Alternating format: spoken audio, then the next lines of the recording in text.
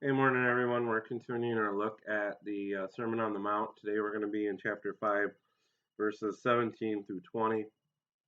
Jesus has just got done talking about how our attitudes need to line up with God's uh, kingdom. And then he talked about how we need to be salt and light. We need to be doing good things. So our heart and our actions need to be lining up with God.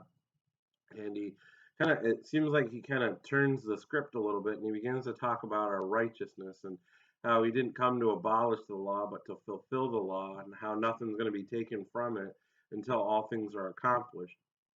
But then in verse 20 he says, for I tell you that unless your righteousness surpasses that of the Pharisees and the teachers of the law, you will certainly not enter the kingdom of heaven.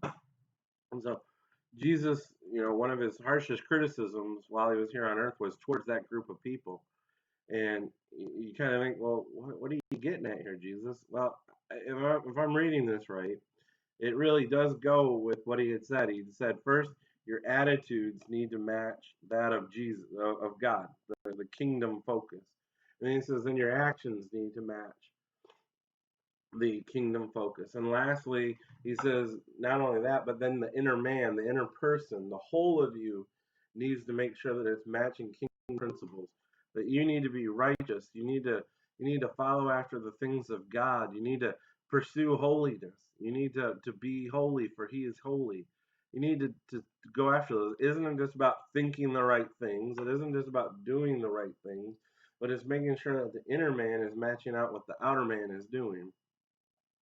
And so Jesus is saying, look, if you want to get there, it isn't just about doing the right things. It's about making sure that you're lining up the whole person with what God has called you to be.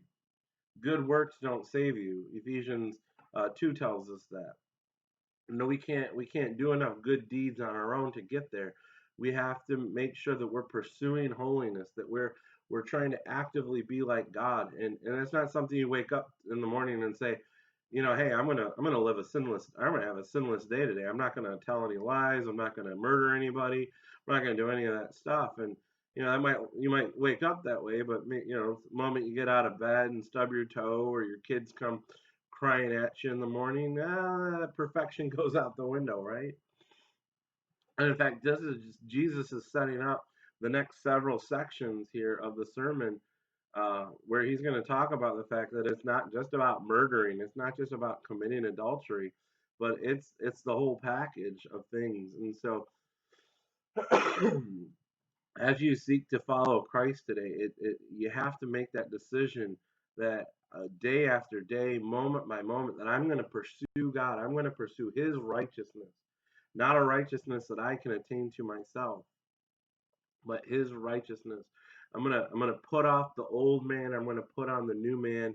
I'm gonna think like Jesus thinks. I'm gonna do like Jesus does, and I'm gonna pursue holiness like Jesus wants me to pursue.